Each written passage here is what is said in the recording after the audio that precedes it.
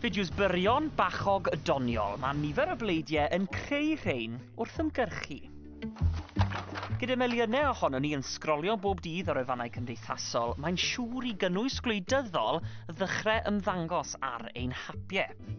Ac efallai'n fwy nag eriod, 2024 yw blwyddyn etholiad cyffredinol ar-lein.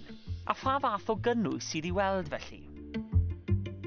Teimlo falle bod llawer o'r pleidiau yn defnyddio memes i yn hytrach na sôn am manifestio hunain, ond i wneud jokes ar pleidiau eraill. Dwi'n meddwl mae'n ddwy ochr i'r stori eto. Mae o'n ddefnyddiol iawn o ran codi ymwybyddiaeth o'r etholiad, ond eto allai raddau yn tynnu pwysigrwydd yr holl beth i ffwrdd ohono fo.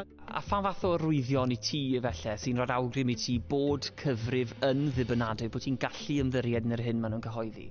Yn bendant ar TikTok, os oes tic glas i gael gyda nhw, neu os maen nhw'n rhywun adnabyddus sy'n dod lan ar For You page fi'n aml. Ond efallai i ni weld y platfformau traddodiadol yn chwarae rhan ganolog yn yr ymgyrchu wrth i ni symud efallai o'r sgrin fach i'r sgrin hyd yn oed yn llai, os mae yna hwyl, mae yna hiwmor, ond mae yna beryg bod yna gamwybodaeth yn cael ei lledu hefyd.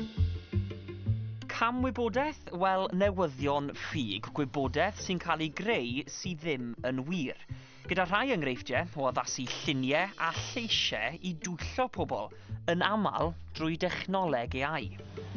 O'r strydoedd i'n sgriniau bach, mae'r brwydro gwleidyddol felly di symud ymhell y tu hwnt i gnocio drysau'n unig.